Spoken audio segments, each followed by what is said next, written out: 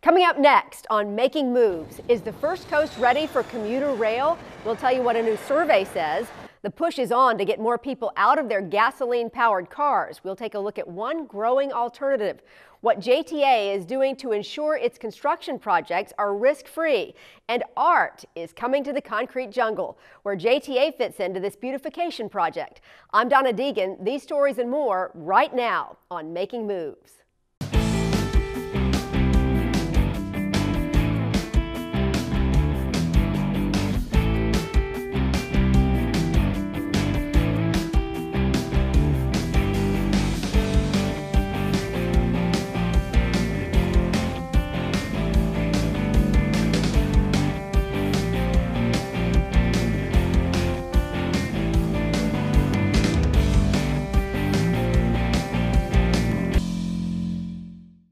Hello and welcome to Making Moves. I'm Donna Deegan. We begin on the railroad tracks of South Florida, where construction on All Aboard Florida's high-speed rail project continues to move at a rapid pace. When Phase 1 is complete, trains will run the 235 miles from Miami to Orlando in just 3 hours, with speeds of up to 125 miles per hour. Rail stations in Miami, Fort Lauderdale, and West Palm Beach are currently under construction. Congresswoman Corrine Brown of Jacksonville recently praised the project as an environmentally responsible transportation option that will create 10,000 jobs and remove 3 million cars from the road. The Miami to West Palm Beach leg is expected to open in early 2017, with the full section from Miami to Orlando to open later that same year. Connections to Jacksonville are also part of All Aboard Florida's future plans, possibly as early as 2020. South Florida is not the only area in Florida looking at adding rail service. Right here in North Florida, the JTA is exploring the possibilities of adding commuter rail between St. Augustine and downtown Jacksonville. The authority recently completed a survey of elected officials, business, and residents along the corridor to gauge their level of interest in using the commuter rail service. Here's a look at the average respondent and what they had to say about all of this. Well, they are primarily a St. Johns County resident, evenly split between male and female, and 70% have household incomes of over $75,000 a year. As for why they would use rail, nearly 90% said for entertainment events, 75% for shopping, 70% for sporting events, and 66% for general sightseeing. 3 areas stood out as work destinations: Jacksonville South Side, St. Augustine, and downtown Jacksonville.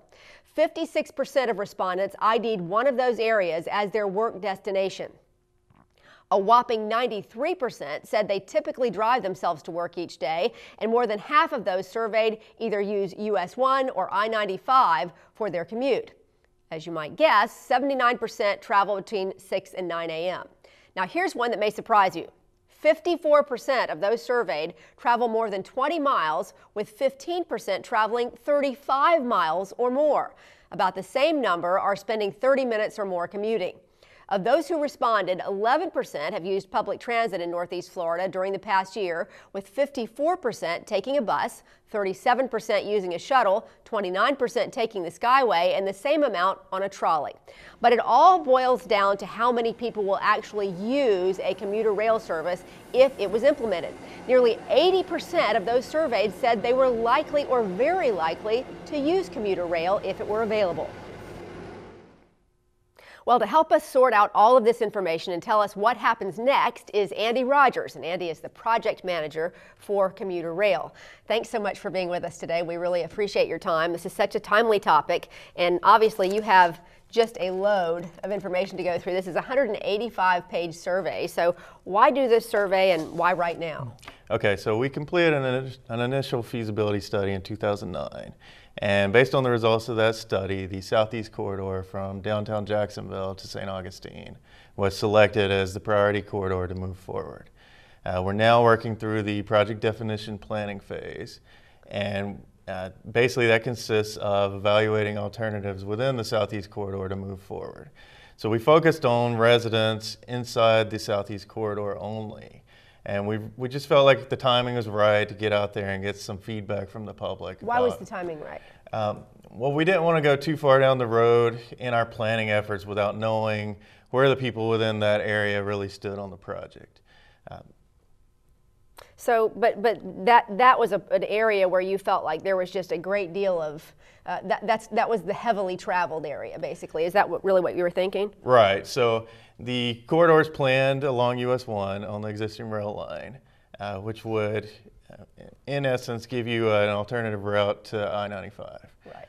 So we wanted to get out to the people who live in that area and just get their thoughts on preliminary station locations, how much they might use the system, if they were even interested in the system before we went too much further. Well, I know as a Jacksonville native, my initial thing is, everybody wants to drive up and park in front of wherever it is they're going. But obviously, as our population continues to increase and traffic continues to increase, people's minds may expand a little bit on that topic. So I wonder what your expectations were on that front and how do they differ from the actual results? Okay, so we tried to go into the survey without a lot of expectations.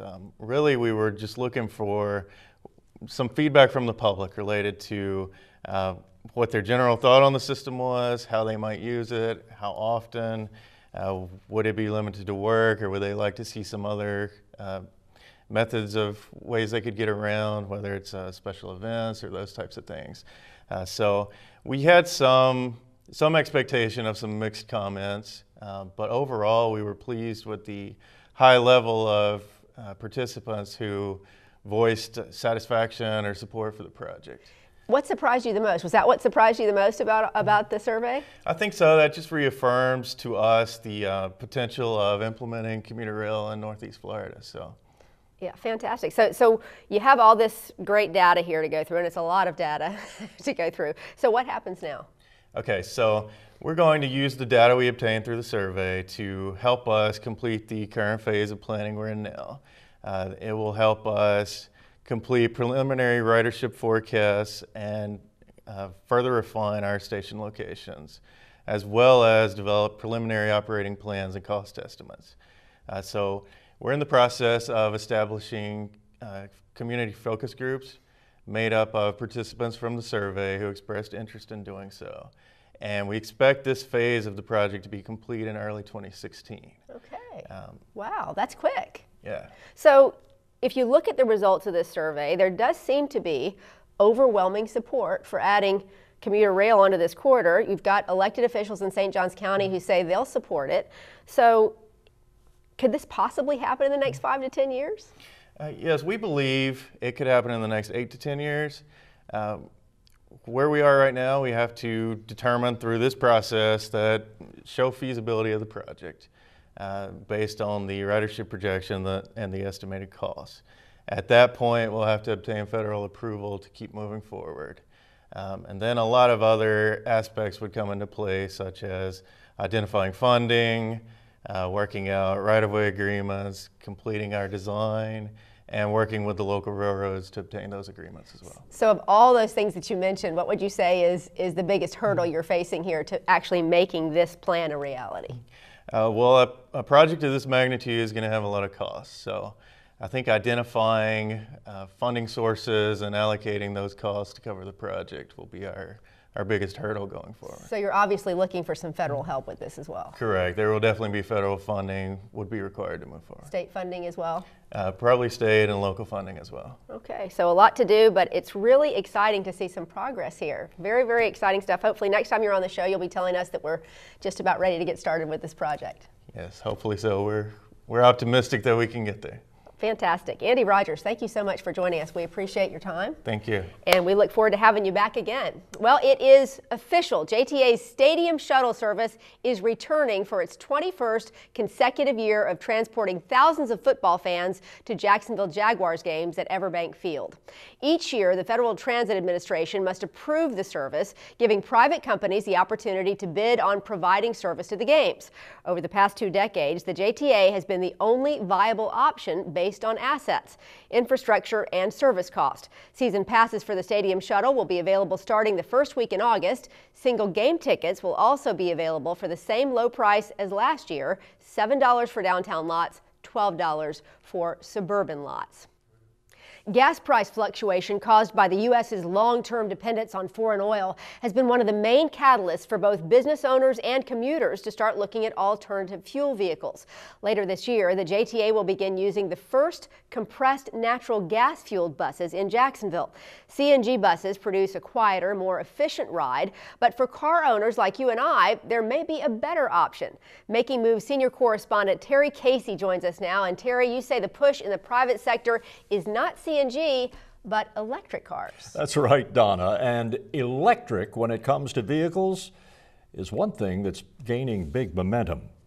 And not only are electric car sales beginning to surge, well, it's no longer considered a question of if anymore, but when you will make the switch.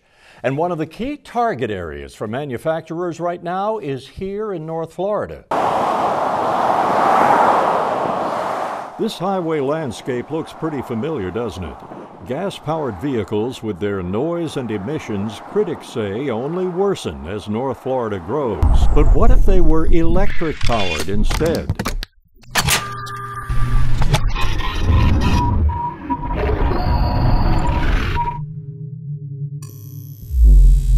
Proponents say quiet is just one reason electric is the way to go.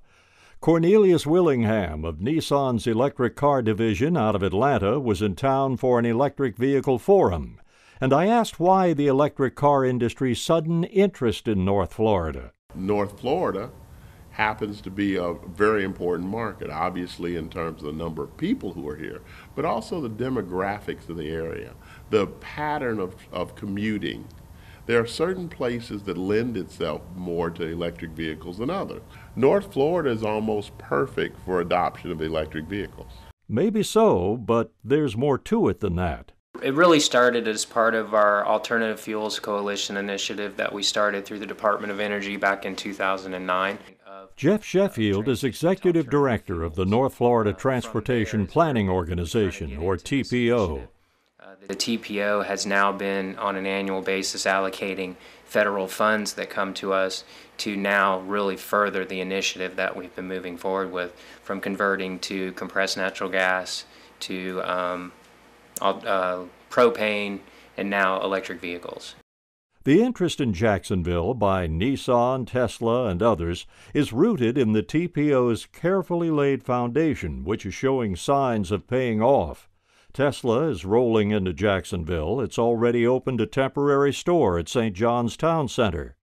The future looks great when it comes to electric cars and their continued growth, but industry officials say one of the issues facing them right now is what the industry calls mileage range anxiety. The biggest reason that is slowing the progression of purchasing of electric vehicles is range anxiety. The concern on the consumer of charging and then running out of a charge and not being able to charge their vehicle again to finish their travel. If you can overcome that, you can overcome it in a lot of different ways. You can increase the range of the vehicle. Obviously, that's one way. The other way is to make charging so readily available and abundant that it takes it away. The idea here between the initiative is to deploy a regional network of electric vehicle charging stations and eliminate that range anxiety, which we believe then will grow the market.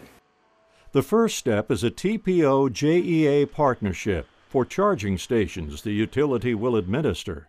We think we'll have 25 or 30 of these level 2 charging stations dispersed across what is 800 square mile. Now, it won't be all 800 square miles, but we've got a pretty good start with 25 charging stations, which help go a long way to alleviate the range anxiety. The TPO is on the verge of taking the next step, and it's a big one. We will provide the funds to do exactly the same program in the rest of our service area, which includes Nassau, Clay, and St. Johns County. So we'll be working to develop partnerships with Florida Power and Light, Clay Electric, and Nassau Utility to really roll out the exact same program. They designed the network with the consumer in mind. So all of our units will be termed ChargeWell, and there will be an app associated with that so that users will know where they are, whether they're being used, and whether they can install. But our goal in that was also maintaining the level of cost to the consumer as they're charging it. Sheffield and Willingham say electric car sales will take off once range anxiety is no longer an issue, and that these cars will show what they're made of. A lot of the things that might break on a gas-powered vehicle simply don't exist on an electric vehicle, and therefore you never have to replace them and you never have to fix them. Of course, electric vehicles are just one option when it comes to alternatives to diesel. As we said, JTA is moving forward with converting its fleet to compressed natural gas and will open up its CNG fueling station, which I think is pretty cool for public use. It is cool. It's a great story, interesting story. Do we know of any transit agencies, Terry, that are actually using all electric buses at this point? As far as we could find out, there are a few, but they're only testing electric buses on, say, maybe 1 or 2 routes, and not entire fleets, at least not yet. Range happens to still be the biggest obstacle in all this, especially since buses are running anywhere from 8 to 16 hours a day. Now, one interesting thing that we learned about the buses and electricity is that when they are charged, the bus physically actually drives over the charging unit, and the entire battery pack then drops out from the bottom of the charger underneath the vehicle. That ought to be interesting to see. No kidding. That's strange. And not with cars, just buses. Well, that's good to hear, actually. Yeah. That could be messy cleanup, right? It could be. Terry, thank you so much. Great story. We'll see you next time. All right. Up next, I-295 on the south side is expanding, but if you want to use the new lanes, there is a price to pay to avoid those rush time traffic jams. Then later, we'll tell you about the latest plans for these concrete pillars.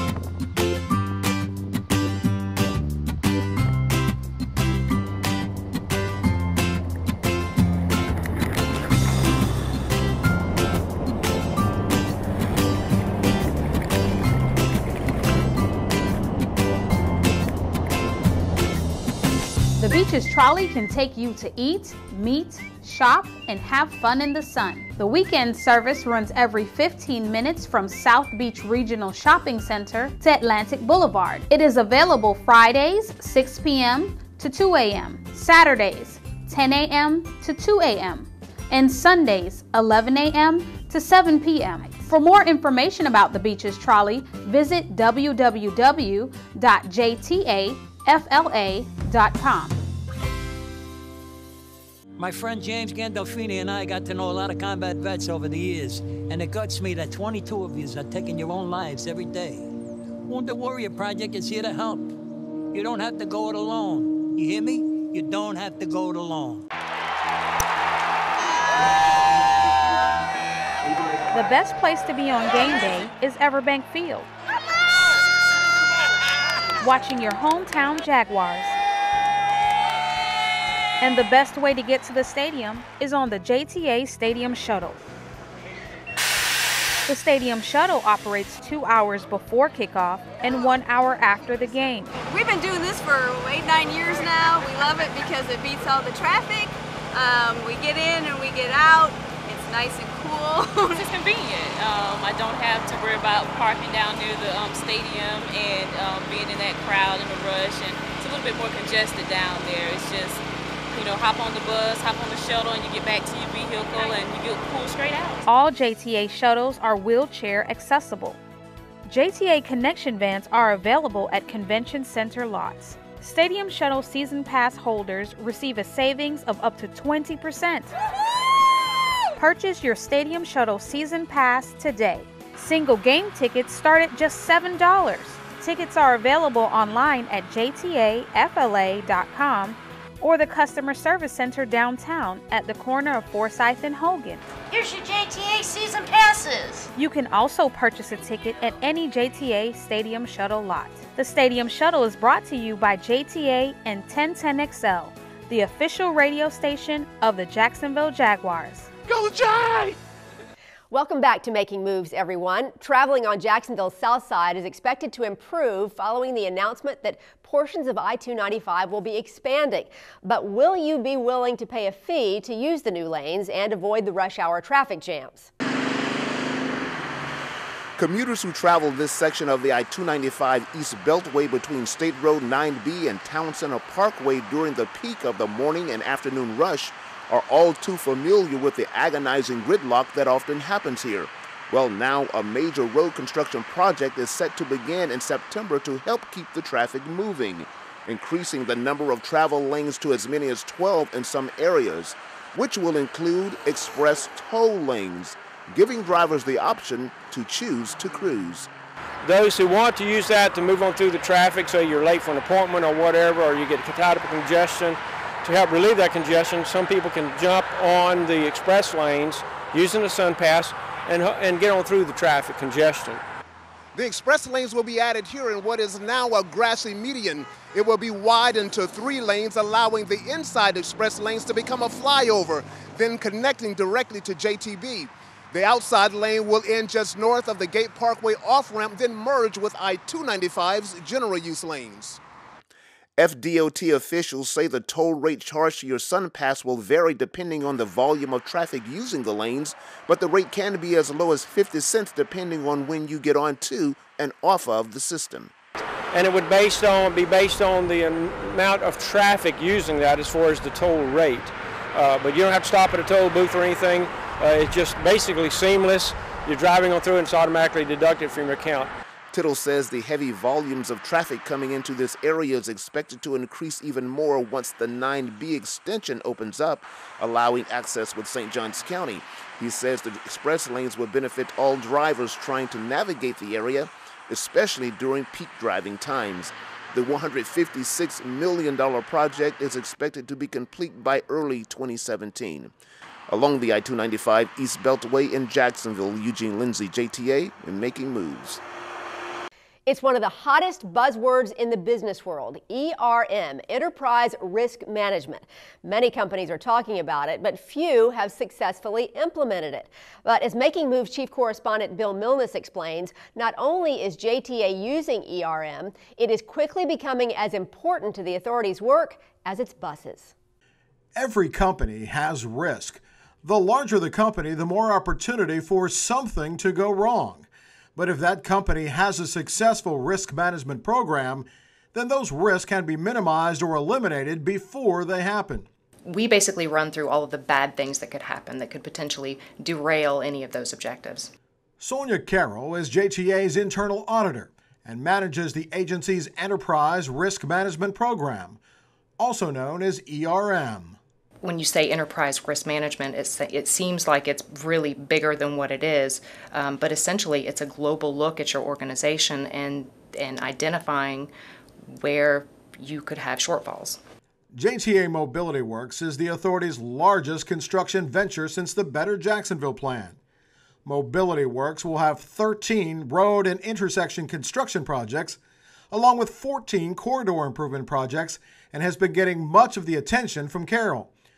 She's been working closely with all the various project managers and using ERM techniques to ensure nothing goes wrong, like busting the budget. Anything associated with not being able to complete the projects as identified in the project management plan, we go through and essentially try to preemptively identify the risks and then put controls in place that would prevent any of those from happening.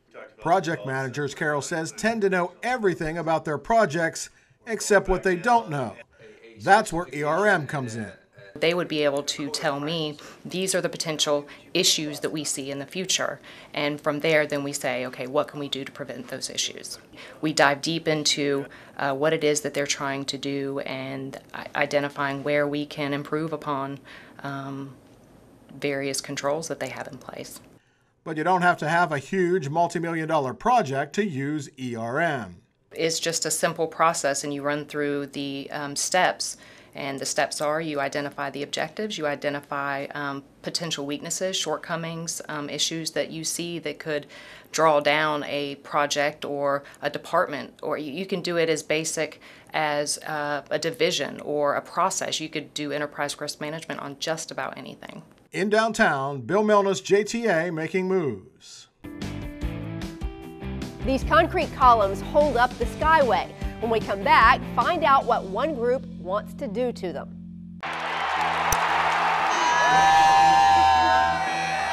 The best place to be on game day is Everbank Field, watching your hometown Jaguars. And the best way to get to the stadium is on the JTA Stadium Shuttle. The Stadium Shuttle operates 2 hours before kickoff and 1 hour after the game. We've been doing this for 8-9 years now. We love it because it beats all the traffic. We get in and we get out. It's nice and cool. It's just convenient. I don't have to worry about parking down near the stadium and being in that crowd and the rush. And it's a little bit more congested down there. It's just, you know, hop on the bus, hop on the shuttle, and you get back to your vehicle and you get pulled straight out. All JTA shuttles are wheelchair accessible. JTA connection vans are available at convention center lots. Stadium Shuttle season pass holders receive a savings of up to 20%. Purchase your Stadium Shuttle season pass today. Single game tickets start at just $7. Tickets are available online at JTAFLA.com or the Customer Service Center downtown at the corner of Forsyth and Hogan. Here's your JTA season passes. You can also purchase a ticket at any JTA Stadium Shuttle lot. The Stadium Shuttle is brought to you by JTA and 1010XL, the official radio station of the Jacksonville Jaguars. Go Jay! You're watching Making Moves, honored by the American Public Transportation Association with the prestigious 2014 AdWheel Award for Excellence in Television and Video.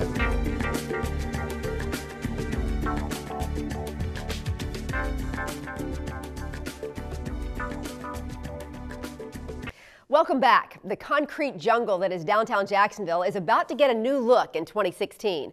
Jacksonville's Art in Public Places program will be implementing permanent public art projects funded through Jacksonville's Downtown Investment Authority. Phase 1 of the project includes an investment of $180,000 to use on utility boxes, bike racks, street furnishings, outdoor sculptures, and adding art to the concrete columns of JTA's Skyway. Projects will be concentrated in an area of the Spark District that encompasses the Skyway Central Station to the west, City Hall and Hemming Park to the north, the Times Union Center for the Performing Arts to the south, and engages Hogan Street and Laura Street from west to east. And that wraps up this edition of Making Moves. Thanks for taking the time to join us. We'd like to thank Andy Rogers for joining us in the studio. And don't forget, you can watch current and past episodes of Making Moves online at JTAFLA.com. Just click on the Media Center. Or check out our Facebook page at Facebook.com/JTA Making Moves. For all of us here at Making Moves, I'm Donna Deegan. We'll see you the next time we're making moves.